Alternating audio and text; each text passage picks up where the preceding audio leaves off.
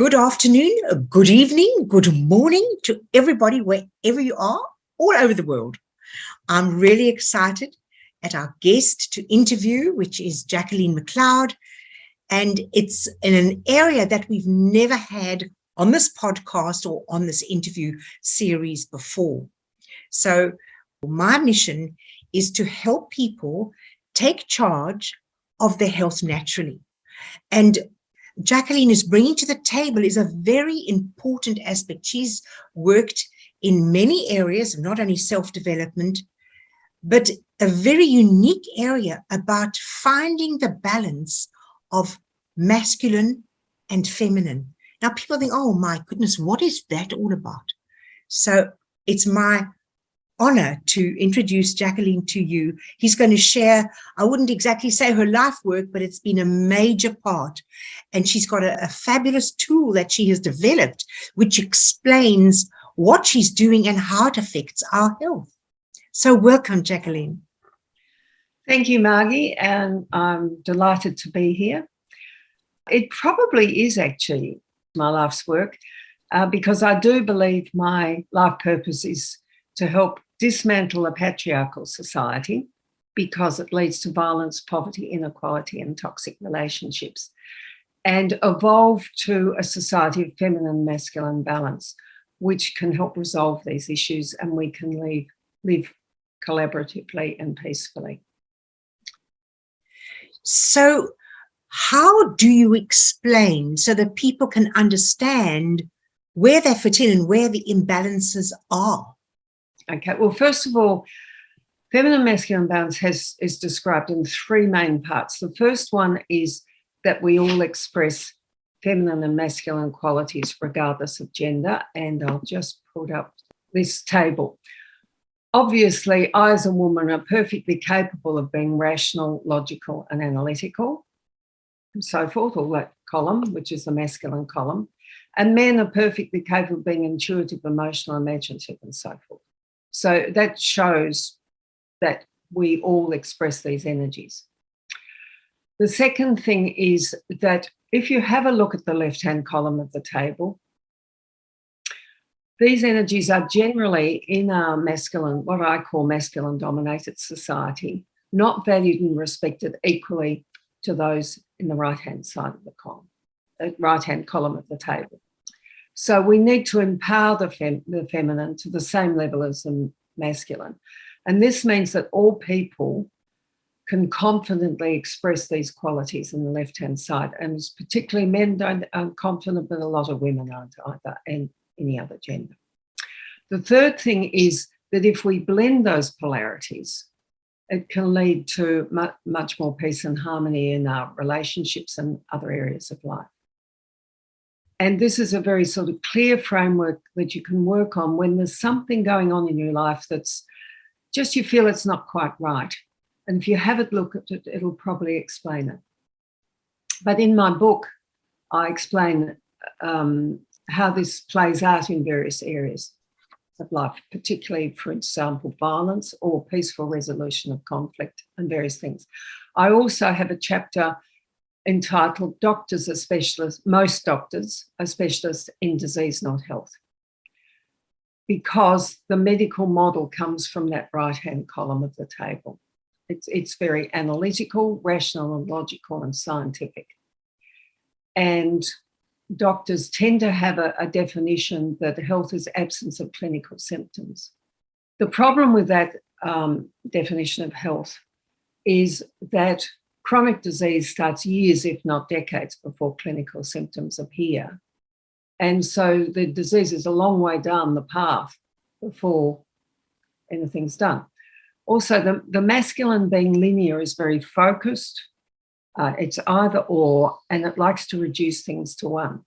And what medicine's wasted decades doing is trying to find the one cause of a disease, like the cause of cancer, and the one cause of death. Now, in most cases, I mean, obviously, a car accident, you die, there's one cause of death. But in most cases with diseases, it's caused by multiple problems and you die from multiple problems. But having that mentality, they also try to find this magic bullet that fixes it. And it just doesn't work that way, because there are multiple causes for disease. And we need to deal with all of them. So tell me, Jacqueline, if someone comes to you, now they've had a chance to have a look at this, you mentioned that they might be able to print out this or have a PDF of this particular graph that you've prepared, or you call it an FMB table. Is that right? Yes, well, it's the blending. Feminine, balance, masculine. The blending, yes. They can get a copy of this table. If they want to email me, I can send it to them, or they can go on my website, which is www.femininemasculinebalance.com. Excellent. So the question I wanted to ask you, Jacqueline, is if someone has got an issue, because you said it leads to violence and so on. Yes. At what point do you intercept and guide that person away from an outcome that's not desirable? I don't think there's a very quick solution to any of that, but it depends, and it depends very much on the situation. For example, if someone's in a domestic violence situation, to explain how that process occurs gives them a much deeper understanding of the problem. But of course, the problem goes back further, because if people have a person has a firm belief they're superior to the other person, and it's commonly men, but it's also women, to change their mind can be very difficult. And there are times when it's not a solution that can happen overnight. But at least having that understanding of the process is a very good step. So it's an awareness thing. Now, not everyone's open to that, but people can be, and quite a lot of people are. For example, I have a friend she said, she's a lovely person, but she said one of the things she got from the table is she can be very competitive, and she feels it in her body. And the minute she feels that, she mentally goes to the table and reminds herself to be amenable to collaborate with the person and not be competitive because of the consequences of her being competitive. So isn't that interesting? So tell me, this feminine and masculine imbalance, how does that impact on people's health? Oh, it's a good question. Okay, so the masculine is linear. So it's a straight line. It's unable to turn back on itself, so it lacks reflection. And as I said before, it's very focused. It reduces things to one, and it's either or. The feminine is cyclical, and it can turn back on itself. It also represents reflection, inclusion. Anyway, it's cyclical. The downside of a circle is you can be going round and round in circles, getting nowhere. But if you blend the circle with a straight line, you get a spiral, because the circle is going along a line. That's the feminine and masculine balance combined. That's the first row of the table. And it represents movement and change and evolution and complexity. Now, we are complex beings living in a complex world. And to try to solve a complex problem with a simple magic bullet just simply doesn't work.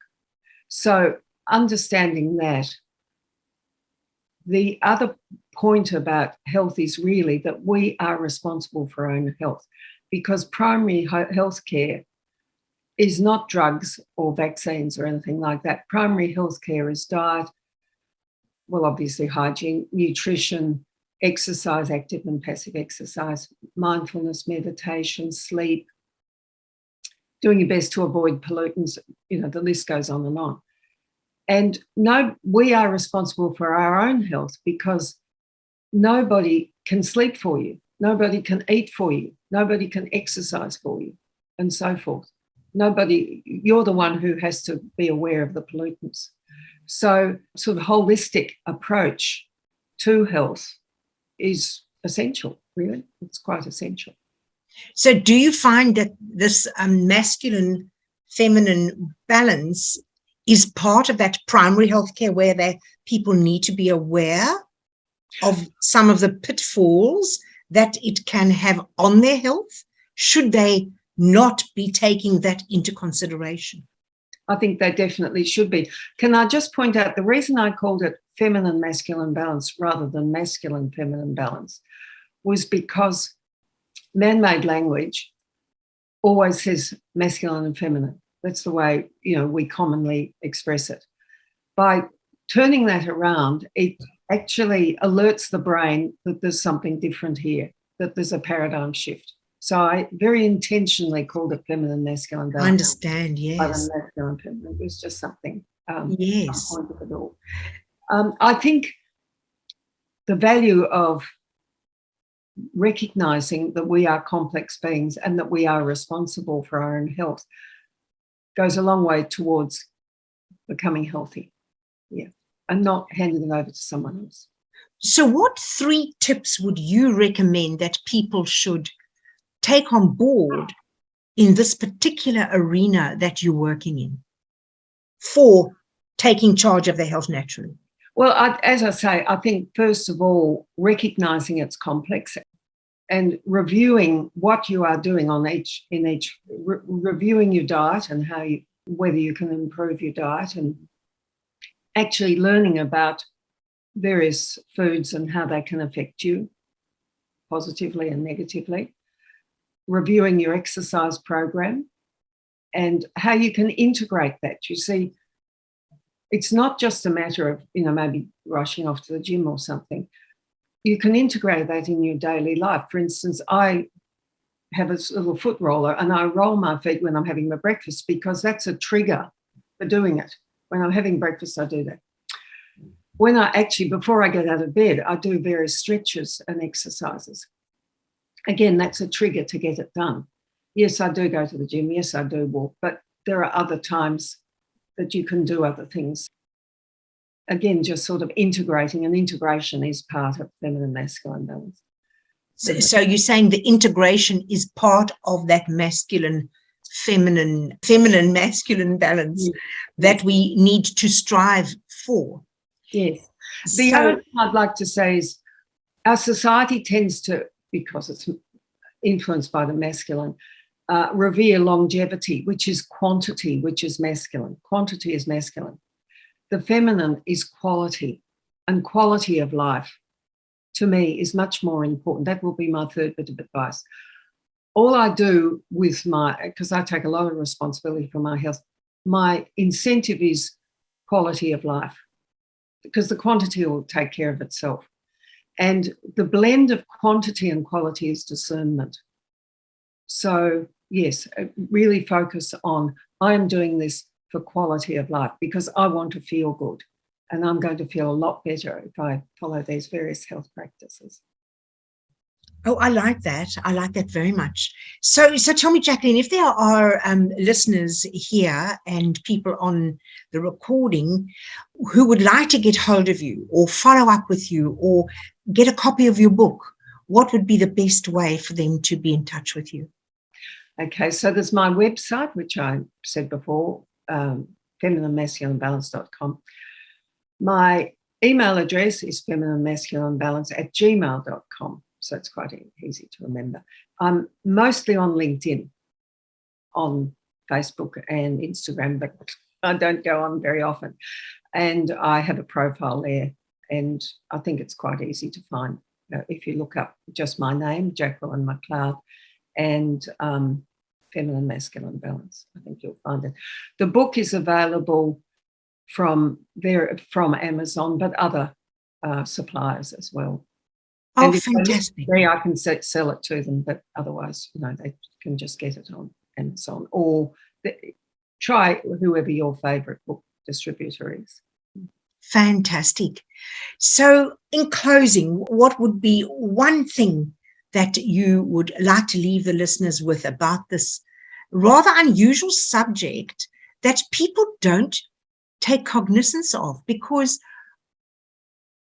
if there's one thing that I want to make a difference in life, and that is domestic violence. It's something that upsets me enormously when I see what is happening in Australia and what continues to happen in Australia in terms of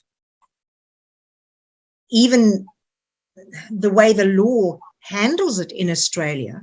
It doesn't set the bar high enough to prevent it happening again. That's my biggest dilemma with domestic violence.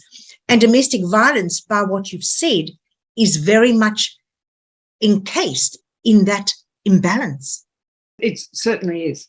Well, first of all, I think we need to realise it's all over the world. It's not just Australia. And in fact, in many ways, Australia is dealing with it better than a lot of other countries. That's the first thing.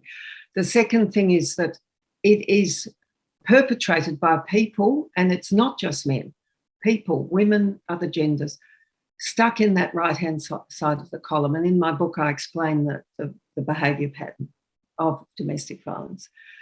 I also think it's really important to realise we can be violated in many ways. Violence, because we have a man-made language, people tend to think violence is just physical violence, Absolutely. Emotional, financial, technological, mental, gaslighting, things like that. So violence is the main driving force for me doing this work, actually. So, and of course it impacts on your health. It inevitably does. Well, Jacqueline, I must thank you so much for sharing this, I would say, understated area that needs to be highlighted. And I'm so thrilled you came on to this interview so we can learn a little bit more from you and have an awareness that we can share with others. So we've got your book and we've got your table, and I'm so grateful that you were our guest today. Thank you so much. Well, I'm very grateful you've invited me, and I feel quite honoured to be on your program. Thank you on your podcast. Fantastic.